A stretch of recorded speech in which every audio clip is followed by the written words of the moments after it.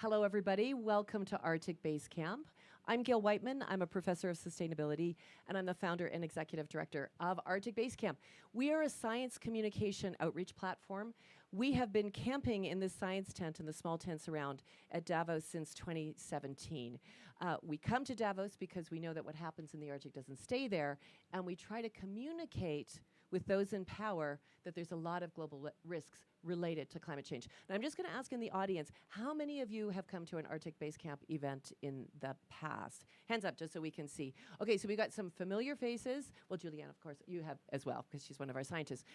But we've also got some new faces, so welcome to that. We have a live stream going, so I say welcome to the live streamers that are watching us as well.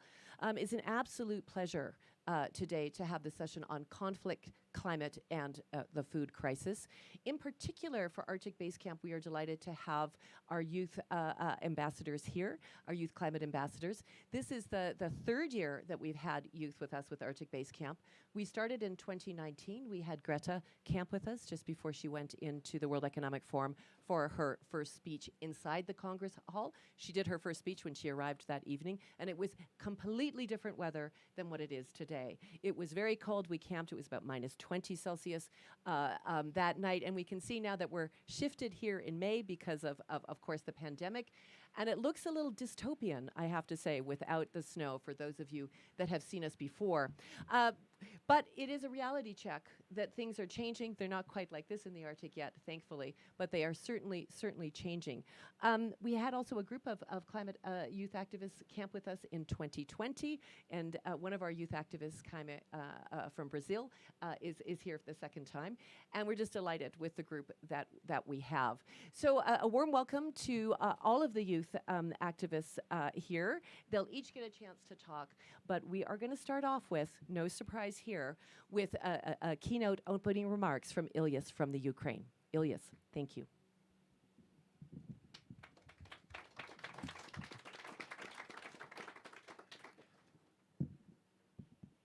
Hello, my name is Elias Alcortby. I am a climate justice activist. I am from Ukraine, and a few weeks ago I fled the war. I'm in Davos to speak about a war in Europe mainly caused by energy crisis, a climate crisis which is happening here and now today. I speak for peace and justice. Such is the new reality for activists like me.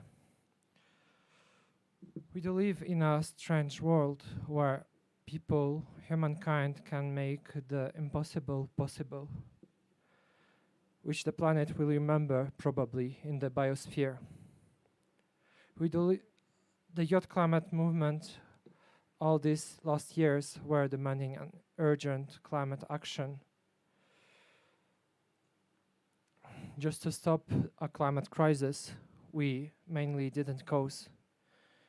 There are mass extinctions because they are the most affected people, because, as you know, the ice is melting, and also because there are those who flee the wars, which are caused by the same reason for climate crisis, and you probably know about what I am speaking.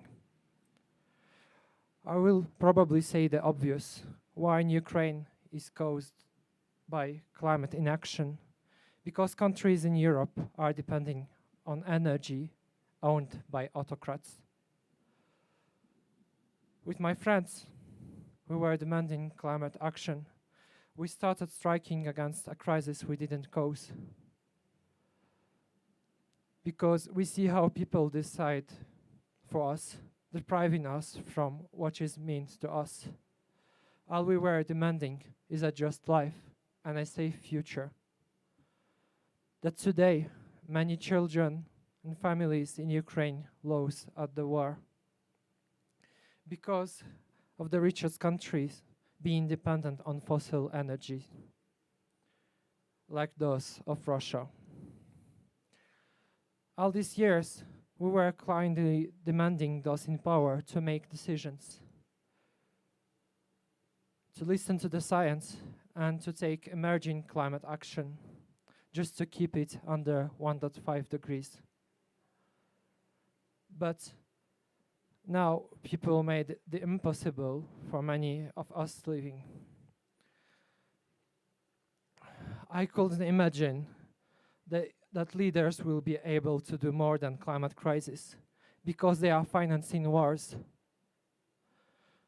and probably because of their greed to the fossil fuels. They destroyed my house. I needed to restart my life, but also many of my friends who were striking like me for a future are now dead in Kharkiv. They should have been here with me, with many of us. We were just deprived from many of the people have and should have. And it is not only a war, you understand. It is at the front of the climate crisis. War in Ukraine is causing food crisis, impacting global food prices, threatening most affected peoples and areas. Now, fossils or food, it is the question, it is the choice leaders are making on behalf of us. Millions of refugees fleeing the most affected countries, but now they need to flee wars. As a clear example, the UN says that only in 2 months there are more than 12 millions of refugees from only Ukraine. While the rich minority and leaders can make their life so easy and fancy, such wars shouldn't happen. Those wars are caused by resources we no longer need. And Ukraine is a clear example on that this system is broken. How can I trust those leaders in their ability to tackle climate crisis when they just allow wars to happen as obvious, when even global north countries put themselves at a risk? Because war is here, and it is no longer far. War in Europe. You can't make use of people's most basic needs, such as heating houses, cooking food, or transport, just to make them finance wars and deaths of other people, just because of profits. Because you make activists like me, coming at the top, such as Davos here in the mountains, because you renounce the truth which is the war in which people live at the bottom. Truth is obvious. Trading fossil energy on what European Union was built can no longer bring peace, and you see it clearly. Renewable energy is no longer a solution for the future. Switching to another fossil energy is not feasible. We need to keep it also under 1.5 degrees, as United Science recommends. We need climate action and peace action, and we need it here and now. You know winter is coming, and we need a decade to free energy. Those who continue saying they don't like renewables, I hope they don't like how Russian tanks and wars those look like. People choose leaders, and the truth of actions of the leaders is coming, and it is now only a matter of time. Thank you.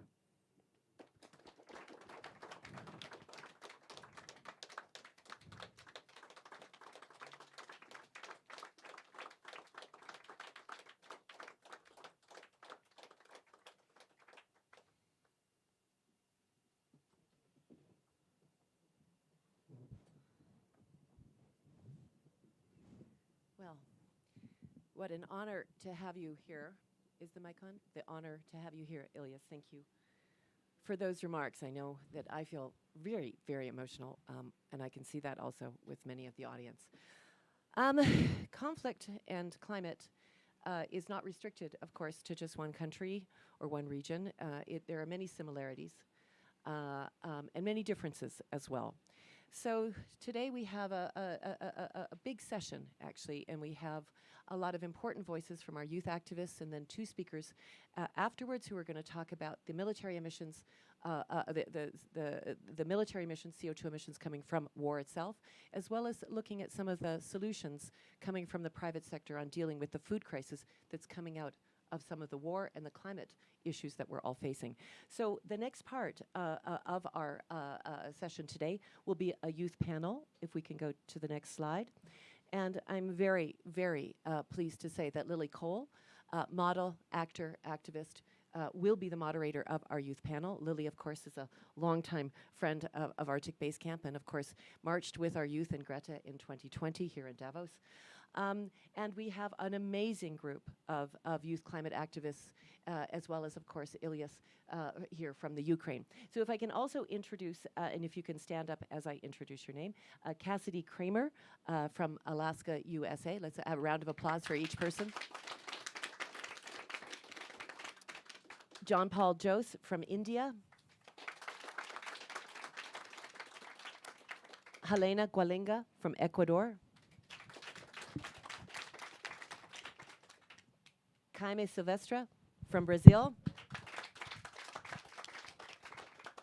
And Sofia Kiani from the US and Iran. Lily, over to you.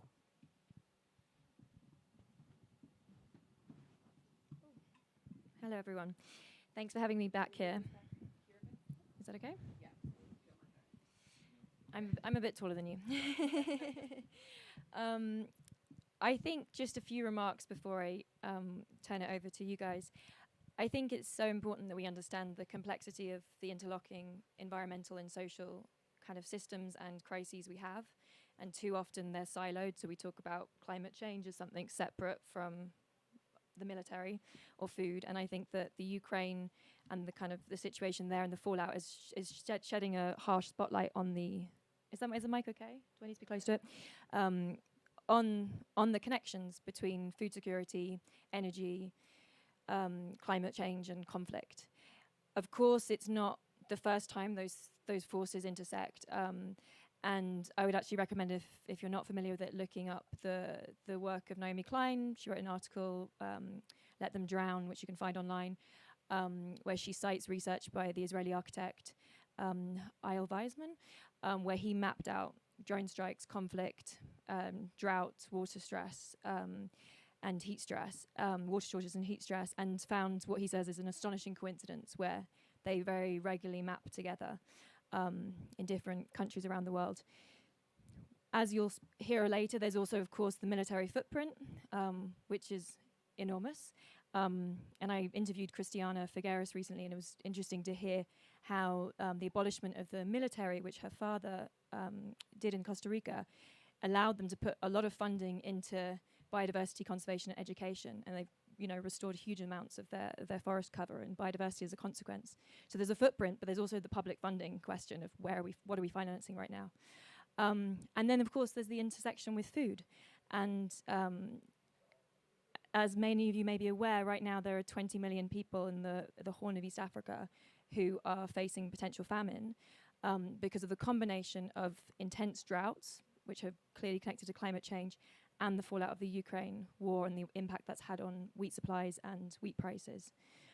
So, yeah, it's a delicate and complex intersection, and I'm very happy that we're here to try and explore it. So I'd love to hear from all of you. You each bring kind of different perspectives from different places in the world, and I'd love to hear what that intersection means to you. You know, how you understand the connections between climate change, food security. Yeah, over to you. Thank you. And conflict, sorry. So hi everyone, I am John Paul Jose. I come from Kerala, India. So when it comes to food security, like we have like different sections. So those who grow their food and consume it and sell the surplus. So we are among that people because our livelihood is of agriculture. And there are those who produce for export. So when it comes to those who grow food, eat, and sell the surplus, they are in danger because of climate crisis. And they comprise a large population of India, because India is even now a community or country dependent on. Yeah, sorry. Yeah, so as a country dependent on agriculture, it's important to have food security in India because there is a large population. So due to climate change, there is huge difficulty in how, as a part of livelihood, we grow food. So when we are not able to grow food and when we are not able to sell the surplus, even we need more supplies because we are not growing anything, we are not able to supply to others. The same goes for those who grow food and export. So even when they are not able to export the food, then that exacerbates the crisis we are in. So these kind of situations which we are seeing across the globe. So the crisis in Ukraine, the wheat prices rose up, and everyone came to India to send the wheat. So India always have the stocking of wheat because we have like social security schemes and everything which supplies wheat in subsidized rates to people. But this time farmers didn't sow a lot of wheat because of climate change. So we have seen like in two intervals there was two heat waves in India. So last heat wave, it just ended yesterday, and today it rained in Delhi early morning, and Delhi was flooded. So you could imagine the impact which in a single day the climate change could cause. And when it comes to the wheat crisis, like the world was asking India to export wheat, and when India agreed it, then again we looked back in our own country, then there was this wheat crisis because there was shortage of wheat, the prices grew up, and the government had to halt because food security doesn't mean like we have to focus only on global region or just local region. So we need also focus on domestic supply because as a large country, poor country, because of colonialism and all those things, we doesn't have like more of everything in a systematic or traditional way, which was balanced. No, we have completely dilapidated and completely fragmented landscape and everything. So it's difficult to even produce food in a country. So India had to stop wheat export, but Europe got jolted because they say like give us more wheat. From where we could give wheat because even our country. So that statement itself shows like India can starve, but Europe cannot. So this kind of that supremacy attitude is continuing since colonialism. And when it comes to our livelihood agriculture, we used to grow crops, like I said, in our own landscape that is native to us. And we kind of take up from this, like the natural evolution, taking up crops which give more yield and preserve it to the next generation. So that was the practice. But due to colonialism, we lost this forest and our traditional lands were taken aback and turned into commercial plantations because we were forced to supply to the capitalist industry product. So we, in my state, we doesn't even have any food crops growing in. We have only like one of the region because that's a Ramsar site and that's a below sea level region that is like being often highlighted in the international media and also in the UN, FAO and all. So even if government touched that, it become a big news and it will fade away the image India is building on an international level, being a climate champion. So at the same time, in interior parts, there are various pockets of small wetlands and paddy fields, which people developed due to their interaction with the nature and environment. So they like 100 and 200 thousands of years of existence with the nature, they actually developed those lands for wetland cultivations. So, but this region, which I said is below sea level, like 0.2 to 2.6 meter below sea level, and as the sea level is rising, those regions are highly impacted by climate change. So these are the general scenario because like everything is connected, whether war, climate change, social issues, colonialism, all kind of discrimination and injustice is all connected. We only have to stand up and we have to pinpoint the direct root cause and we have to act. We cannot just always look back and look friend only based on money and power gains. Thank you. Thank you so much.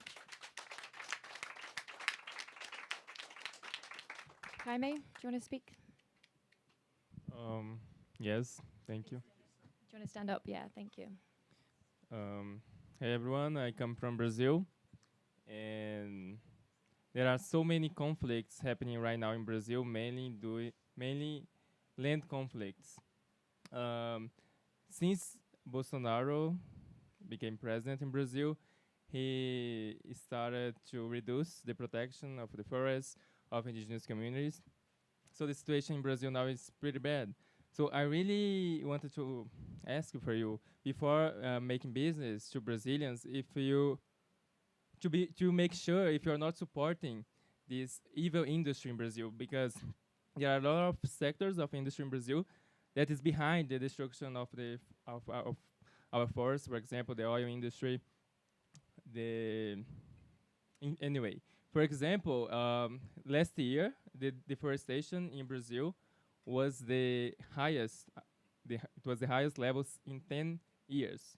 So the situation in Brazil now is pretty bad, and I want the message I want to pass to you guys, to for you folks here, stakeholders, um, political leaders, business leaders, is to take action, because we are really facing the climate crisis. It's a really threat to humanity, and the COVID crisis has shown us that we cannot face global problems isolated individually. Global problems we solve together, and that's is the case of the climate crisis. So yeah, that's it. Thank you so much. To Cassidy, thank you. Hi everyone, I'm Cassidy Kramer. I'm from the Arctic. My hometown is about 26 miles above the Arctic Circle, and I hope it does not get as hot there as it is in here. But yeah, so changes in climate have been affecting the Arctic a lot, just in terms of sea ice, affecting all the migrations of the animals and pretty much everything, because ice is the basis of life up there. And so as we lose that, our seasons get more inconsistent, and we aren't able to subsist like we normally do. And also grocery store prices are extremely high up there, and I can only imagine that they're going to get higher. So yeah, I think that just the food security as it comes with the climate crisis, it's going to get really unstable, and in the future. I'm currently a co-researcher on a study about working in an elders home, because we have a program up there that works with the elders, that they actually receive subsistence foods from people in the community, just because it boosts morale. Like, it has huge mental health impacts on our people. And so not only will food security be unstable, but also it will really affect our mental health up there. And that's a really big problem. But thank you.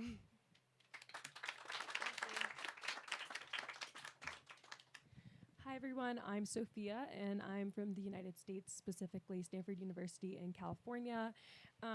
I'm from the US, but my entire family is from Iran, and my Iranian heritage was part of the reason I became a climate activist. And from a young age, I learned about how climate change was disproportionately impacting the Middle East, with temperatures there rising more than twice the global average.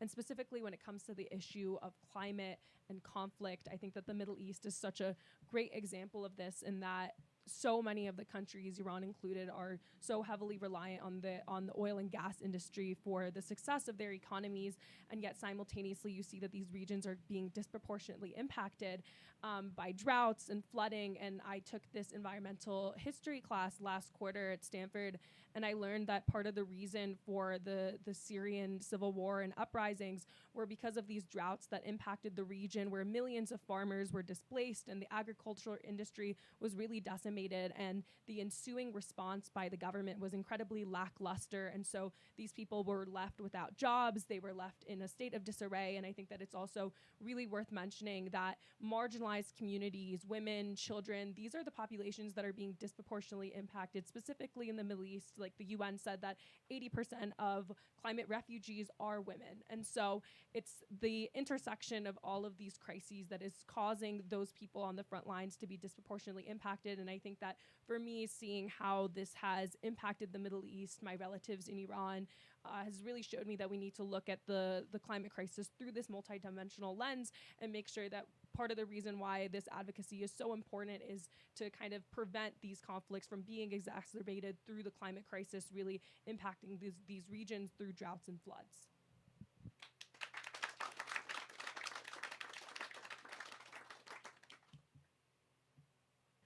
Hi everyone, my name is Elena Walinga. I come from Ecuador, specifically from the Amazon region. I come from an indigenous community from the Quechua people of Sarayaku.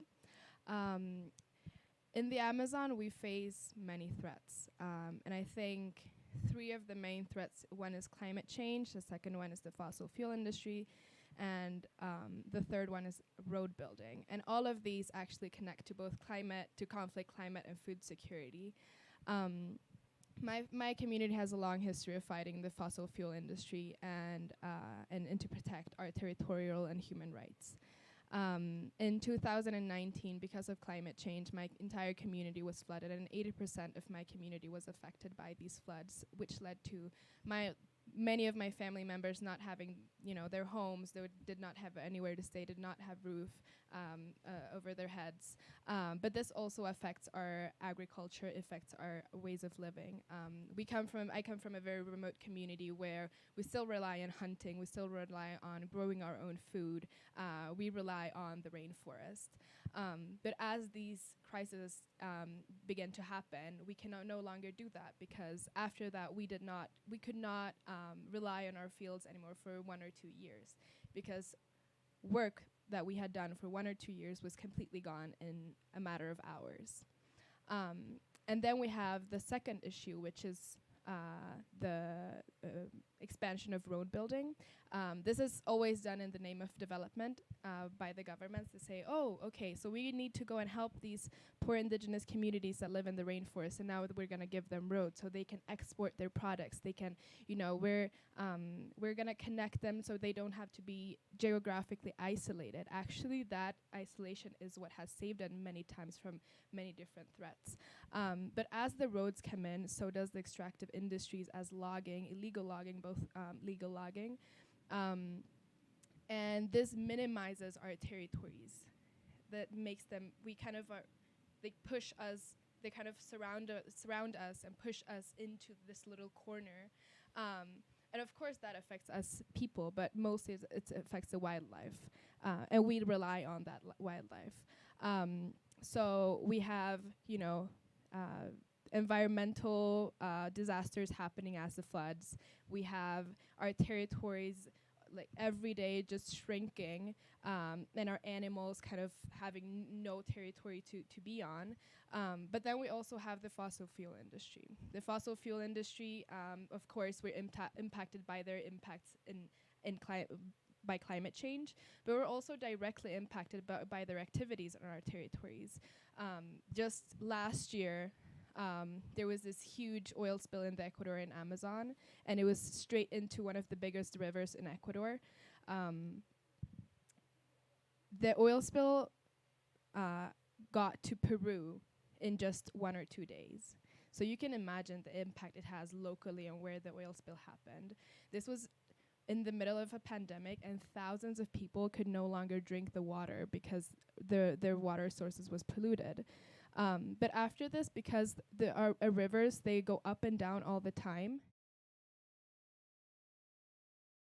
our fields, it went to into all the creeks, everything. So that means that the crops that we had, the animals that we hunt, that we could no longer rely on that either. So there's these different crises happening kind of in different parts of the Amazon, but they're all related to the same issue, to extractivism and mainly to the fossil fuel industry. So yeah, and this year for the Amazon, and specifically for my region in the Amazon, is gonna be really complicated. We have a huge oil expansion coming. The current government is really profiling themselves as a very green government, pro-Amazon,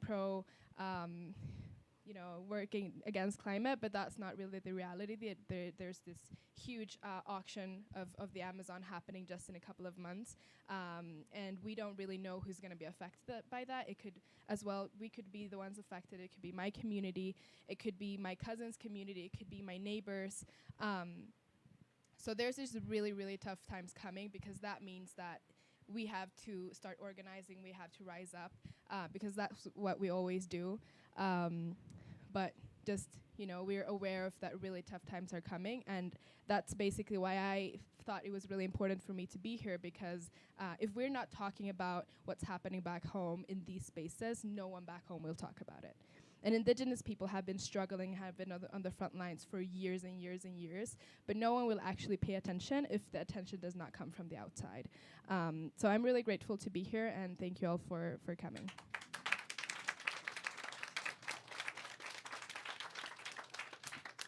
Thank you all so much. We've talked about a lot of the problems, and I thought it might be worth taking a moment to talk about potential solutions. And I mean, just as a few examples that came to mind as you all were speaking, Indigenous territories represent 5% of the global population, but around 80% of global biodiversity. So listening to and protecting Indigenous culture, I think, is a really essential solution right now. We've been talking about food security, but actually if you look at the food system right now, it is it's either considered first or second of the industry's emitters of fossil fuel, emissions, second after fossil fuels, and some people argue it's first depending on how you account for it. So the food industry is a massive source of our problems right now, because obviously it has a direct impact on land use, emissions, etc.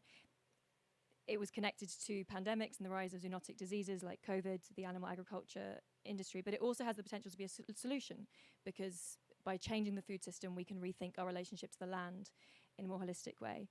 I think renewable energy is exciting, not just because it's clean energy, but also because it decentralizes energy production. And the geopolitical impacts of that could be really profound, because communities can control their own energy supplies, and you don't have reliances on on autocrats, as you say, for energy supplies. So those are some thoughts that came to mind as you were all talking, and I'd like to just open it to the youth panel if there are any other solutions that you want to speak to that you think could help us navigate this critical time.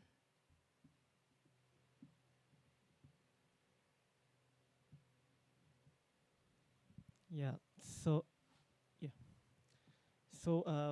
we have like solutions to address climate crisis or even conflict, but we are thinking it from a capitalist perspective. For instance, even how we go forward with renewable energy, especially in India, we doesn't have like a decentralized energy production or anything. It's like acquiring large hectares of land, then installing solar panels, and also at the same time clearing a forest, and then building offsets. So it's like forests are existing carbon sink. So as part of a credit system and offsetting, they clear the forest, and that company will plant trees there. So we have all those like crooked solutions we have, and especially when it comes to renewable energy, we have in desert regions renewable energy like solar, where they install it, and there are people employed to work in the heat to remove the dust from the solar panels. So that much mean works are going on to build a capitalist industry amidst the crisis. But we could actually easily install solar panels in the house or roofs. So it's easy, but none of those things are happening. Also, when it comes to coastal region, many of the regions in India, Sorry, I'm being prompted to see if there's anyone else with So solutions to share. But if you want to just wrap up the thought you have, thank you. So we have to see the issues in different regions, and then we have to bring up solutions or expertise and finance, because what people in global south or in countries like India we lack is finance, because we know historically we have been looted. So we need those funds to come back to us, and we have people who could work with those funds and who have ideas. Thank you. Thank you so much. Yes, since I needed to flee the war, me and other activists, we had the possibility to meet politicians from the European Parliament and also from the German Bundestag. I had the opportunity also to meet different scientists and experts on the field of energy in mainly Central Eastern Europe, but also for the European Union. And all of them say that it is technically doable to switch to renewable energy, and that Europe, the European Union, has the capacity. But the problem is beneath in the political level, because there are still certain leaders like the president of Hungary who continue to block embargo on Russian fossils. I can't imagine why they will still continue to block solutions when there is a war happening, when every day European Union continue pay Russia up to 1 billion euros for fossil energy. So I probably can say that from one side, yes, European Union was built on the Treaty of Trade in coal and steel, but right now the coal and steel trading treaty no longer brings peace in Europe, and you see it on the example of Ukraine. Ukraine actually, the war in Ukraine started in 2014 from the invasion on Donbass, rich in coal, as you know, and Crimea with shale gas and oil. But Europe was still continuing to try normalize relations with Russia, but didn't we see in history from Second World War that it's not possible, it's not feasible to make friends with dictators? Europe every day, yesterday, today and tomorrow will continue to finance this war. And it will do so until the moment, I hope nothing bad will happen. And I hope there will be solutions happening very soon. You can't make friends with dictators. You can't trade with dictators, because by these actions you recognize dictators as colleagues. And you probably know how it ends.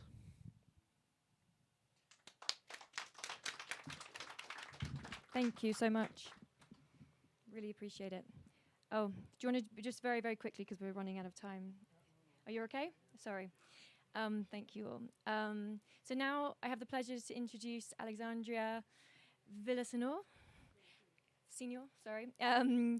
who's been a really prolific youth activist I've had the pleasure to meet before, and has just met with NATO. And so really interested to hear your perspective on this situation. Thank you.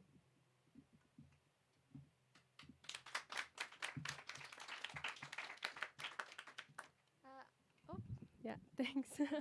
Hi, everyone. I'm honored to be here with you today at the Arctic Basecamp and World Economic Forum.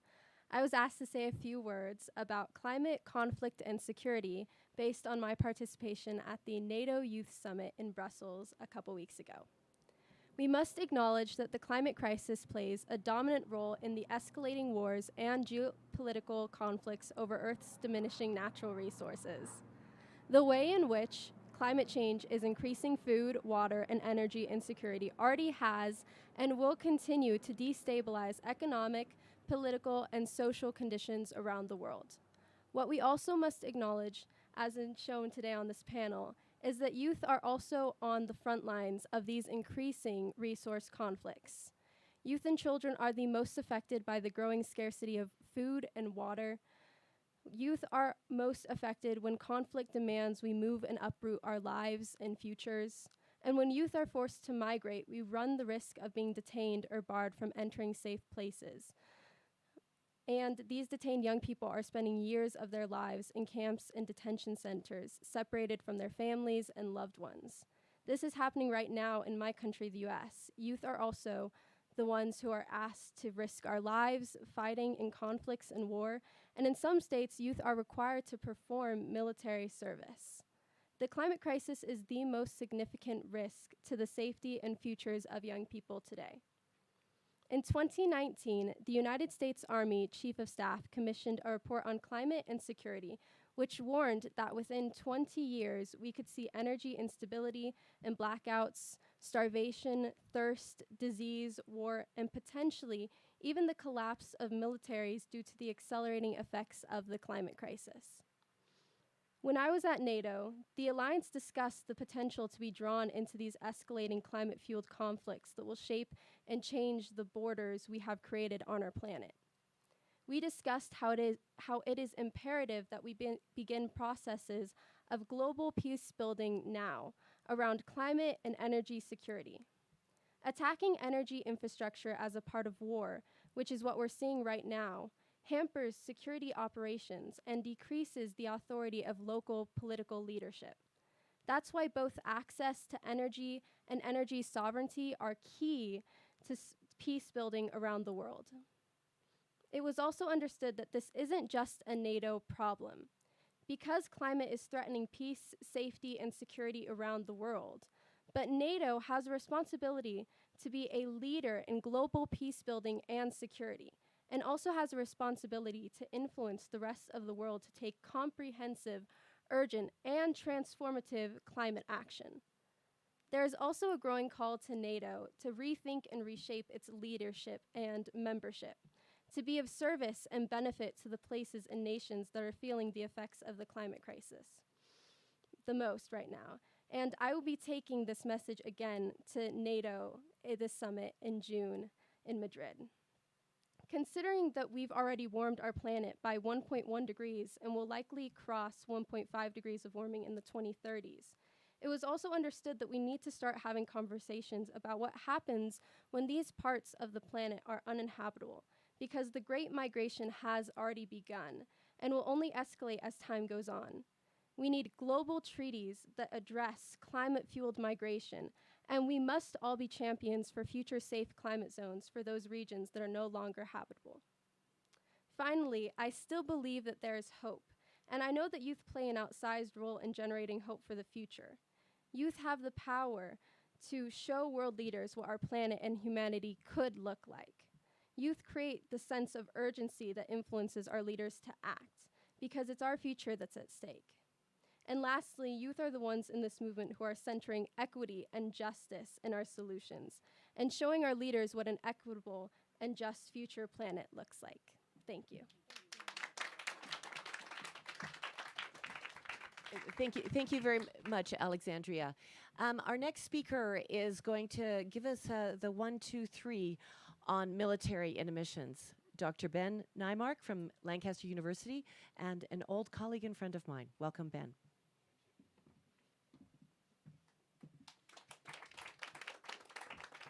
Guess we'll just go like this. Hi, everyone. I promise Gail I'll speak quick, so we'll try to keep up with slides. Cool. Welcome, everyone, to not so snowy Davos. Warm thank you to the Arctic Basecamp. My name is Benjamin Nymark, Lancaster University, soon to be joining Queen Mary University of London. Today I'm going to be speaking to you about two projects actually launched at the COP26 Basecamp in Glasgow. One is called the Military Emissions Gap, alongside partners very, if you're interested in the relationship between conflict and climate, conflict and Environment Observatory, Lancaster and Durham universities. We're building critical frameworks for tackling the world's military carbon blueprint, calling out those who do not report to the UNFCCC. It's simple. If you get anything out of this talk, it's that we cannot cut what we don't know. And right now, we don't know nothing, right? A second project called Concrete Impacts traces of military emissions during wartime. Right now, we're measuring concrete blast walls in Baghdad, right? And starting to come out with data with that, which I could talk to you about later. Just this week, the Biden administrator, climate envoy John Kerry, warned that an inevitable long-term conflict in Ukraine due to the effects to current and future climate negotiations. Understandably, the stakes are high, as Elias clearly explained to us. For those who don't know that in this tent, and I'm clear we all do, about the geopolitical and strategic positioning of Russia along with Nordic states, NATO, Canada, and US posturing as sea routes open up in the Arctic. Also, which I won't discuss here, but we're all aware of currently sit on the precipice of a global food crisis as Russian blockade of Ukrainian grain stocks and food shortages across North Africa will affect North Africa and the global south. This also affects critically a fertilizer crisis, as Russia and Belarus are the largest potash suppliers, right? Links to military emissions run deep, right?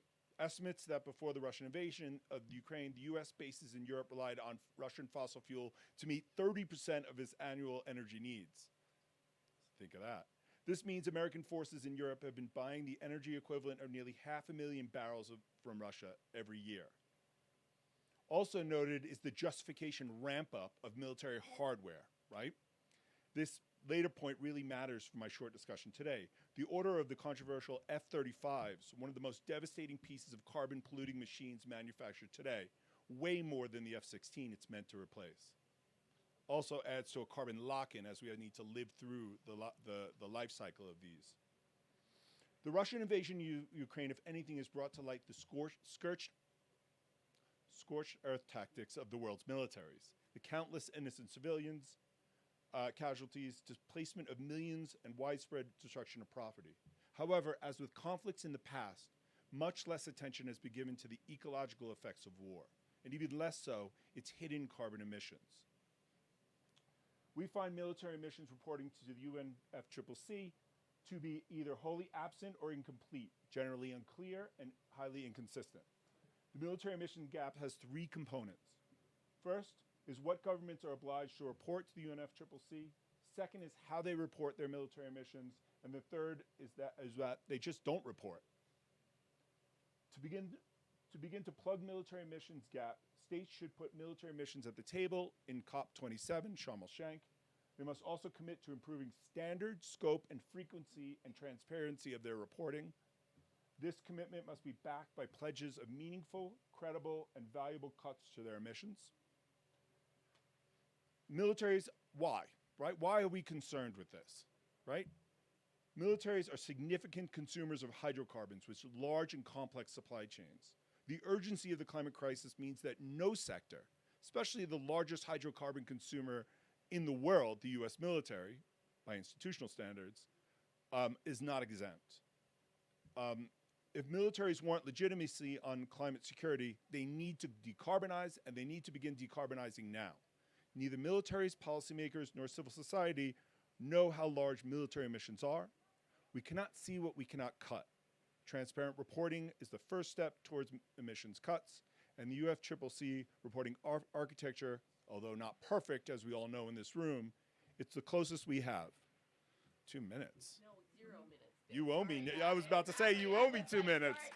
I was done. I'll give you 2 minutes later over a drink, Ben.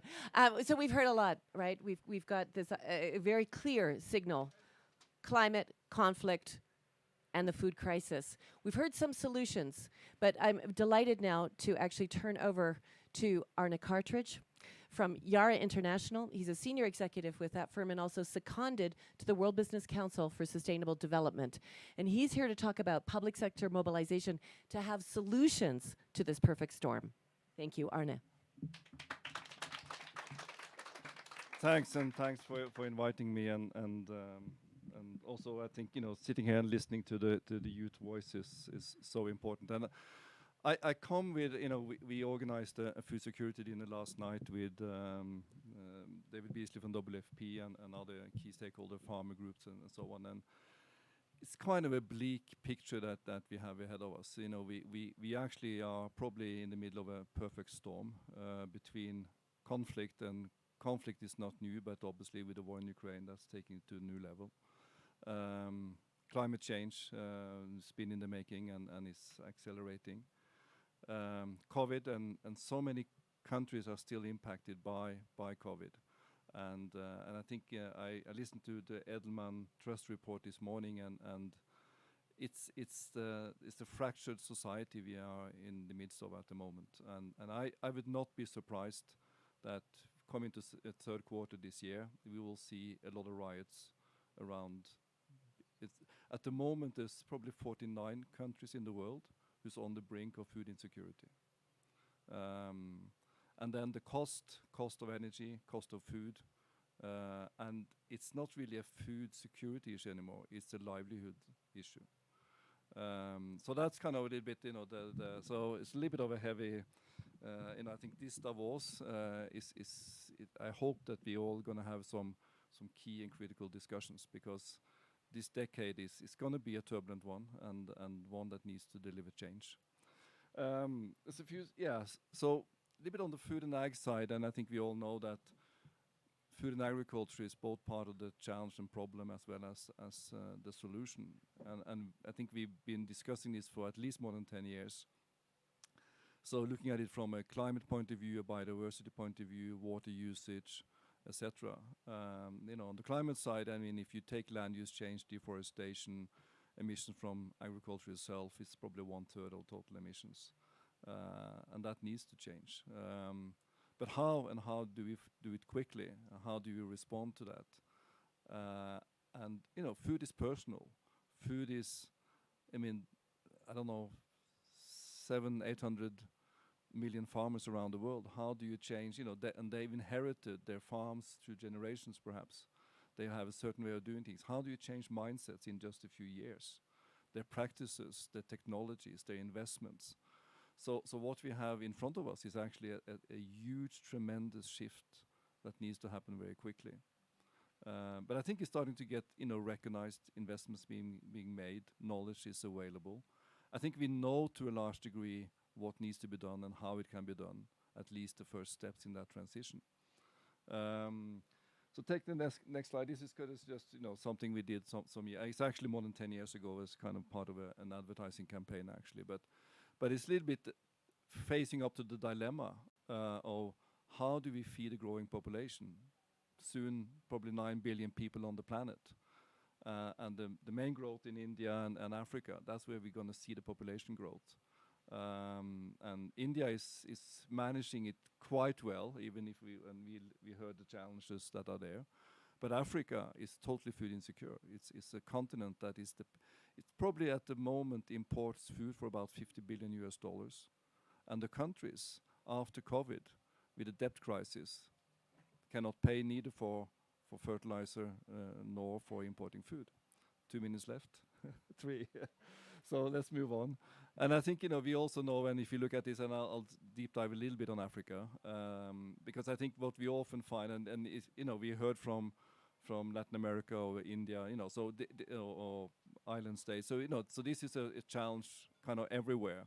But I think the continent that's going to be the hardest hit is actually Africa, partly because of its demographics, partly because of its ability to produce food today, the impact that climate is going to have on the continent. And it's also actually the continent that has contributed the least to the climate issue, but it's going to pay the highest price most likely. So that's, I think, deep concern. Take next slide, please. This is a map that shows a population that cannot afford a healthy diet. So that also, so under nutrition, the stunting, so there's a youth bulge that could actually be an opportunity for the continent. But because they're not getting the food they need, that's also going to impact their future. Next slide, please. As I said, it's a totally a food import dependent and increasing conflicts, and we just heard about, you said, the drought and the challenges on the Horn of Africa, Somalia, Ethiopia, and also that, linked to conflicts.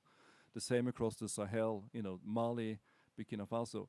I work in the fertilizer side, and fertilizer is, part of the solution and part of the problem in a way. But if you at the moment, there is lack of about 7, so a country like Ghana needs 70% of the normal demand at the moment.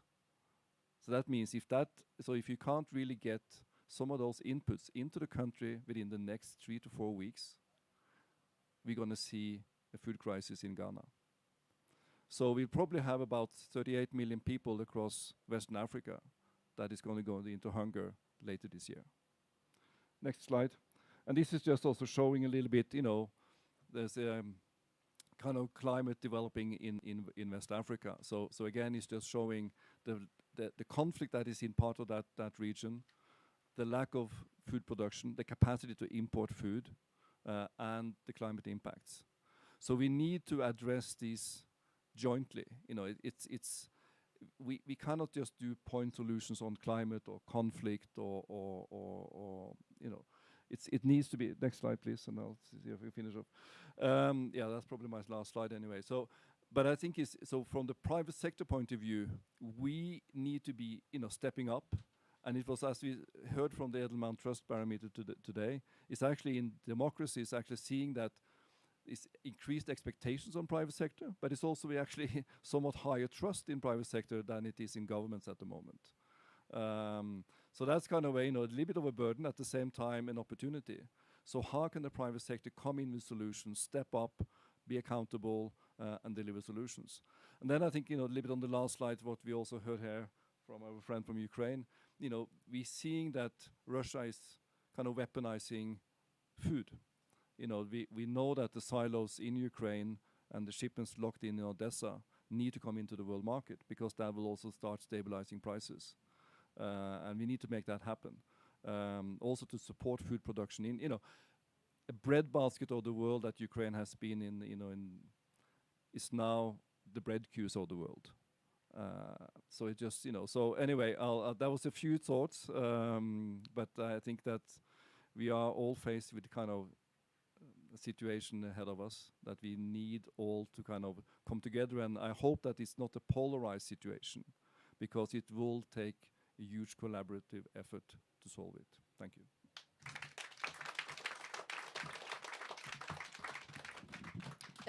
Thank you, Arne. We have about 10 minutes for questions. I know we're running a little bit over, but you can't actually get down the mountain until the 15 on the hour. So those of you that have to make a dash out because you're boiling, you may do so. But what I'd really like to do is do 10 minutes of questions, and I'll take 2 at a time, please. Just hands up, and yes, at the back.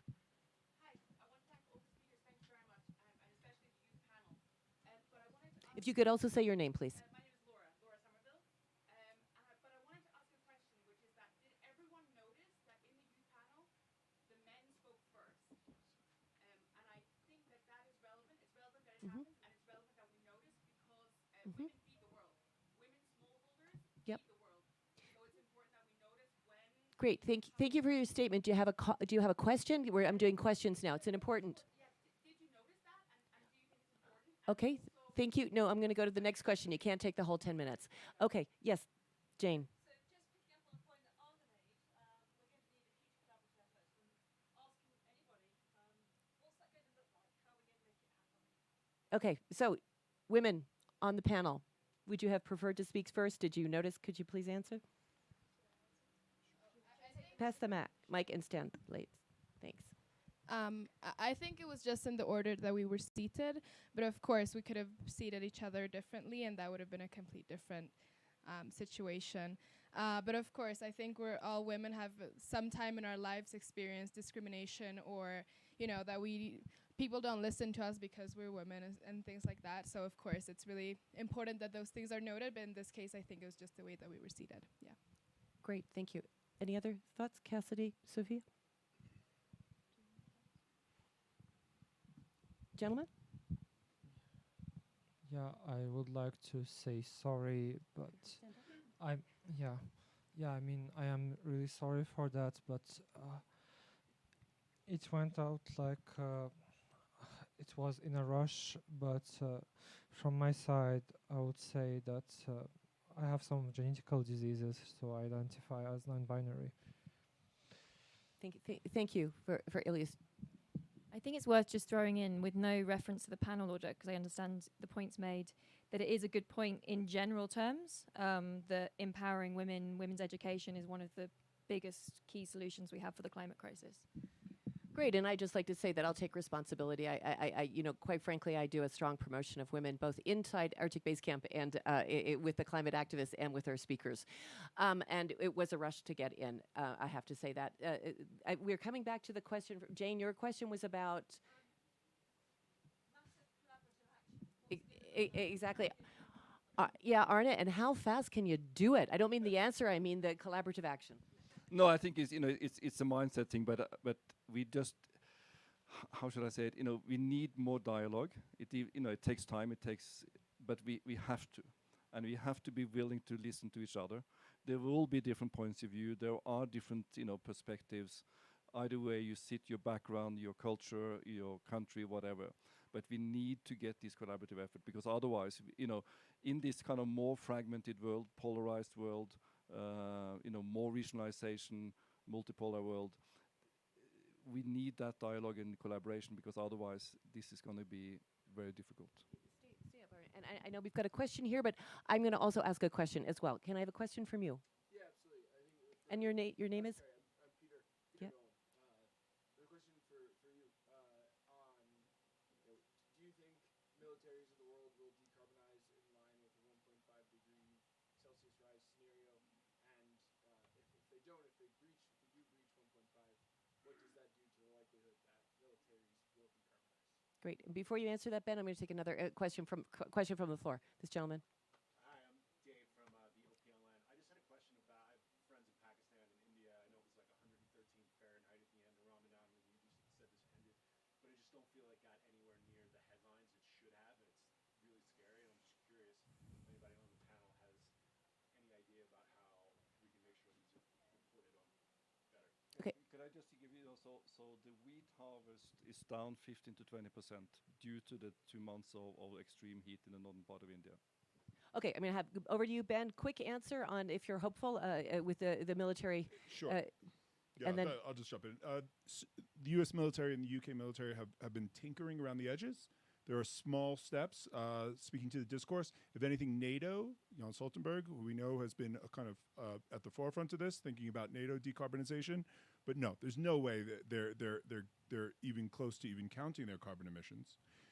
And the irony is, they're going to be the first ones called in to be first responders, right? So they're going to reposition themselves as first responders to climate effects globally. Great. Lily? Question for Ben. Is there any, I mean, I'd love it if there was no military in the world, but is there any possibility and any conversation around the military actually making solutions and building technology to help deal with the climate crisis? Before you answer that, I want to give actually the panelists a chance to respond on the heat stress. Yeah. So like we start the year from January, Indian people start their life with monsoon, because like the climate is very much important in the life of people. So in regards to heat crisis, it was because of climate change, because if they sow the seeds, then farmers will face loss. So, like even if farmers are like farming, many of them end up in suicide. So if they did that, you would have seen like huge families collapsing, because, it's a male head of the family. A lot of them will be suiciding because they will face huge loss. So some of them took the steps to grow mustard, but many didn't grow the wheat like traditionally. So those things didn't become headlight on the media or anything, because we doesn't take only the tip of the eggshell, like the heat wave. We didn't go beyond that. Yeah. We have to go fast answers. We've got another military question for Ben. Can you do it? Yeah. Yes. The RAF is tinkering with BAE Systems, right? So weapons manufacturers, we need to also bring into the kind of context here with synthetic fuels. Bringing it to scale is a much different question. The U.S. Army is electrifying bases. Having said that, the U.S. Army is one of the smaller climate emitters, right? We need to think about jet fuels, right? So the Air Force and the Navy are the two bigger ones. Thank you. I know we're running out of time, so I am going to ask the last question. And Arne, I'm going to ask the last question to you. You said we need more dialogue. We're here at Davos. We want action. So I'm going to say, how hopeful are you? And what is the one radical thing that you would like to see for private sector here in Davos to address conflict, climate, and the food crisis? I mean, for me, because I'm seconded to work with the UN Crisis Response Group on food, so I think that for me is the one that is a little bit, and the more, the reason for this is also, so this is probably a little bit short term, while we in addressing the short term need to work on the longer term or medium term issues.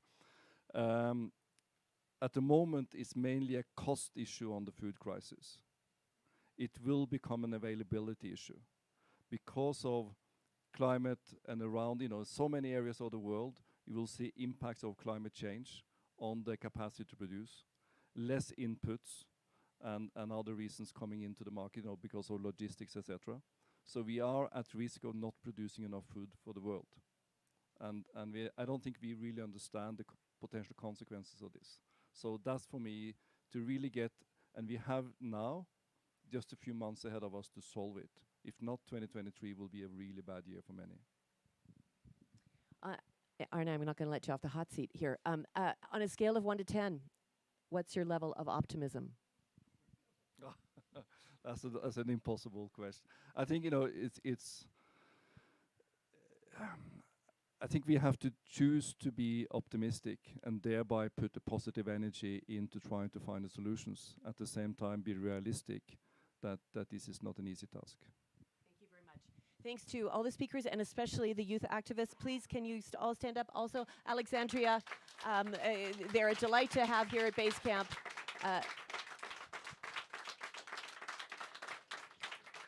Those of you that want to stay behind and ask more questions, please do. And the rest of you that have to go, you can catch that funicular. Thank you.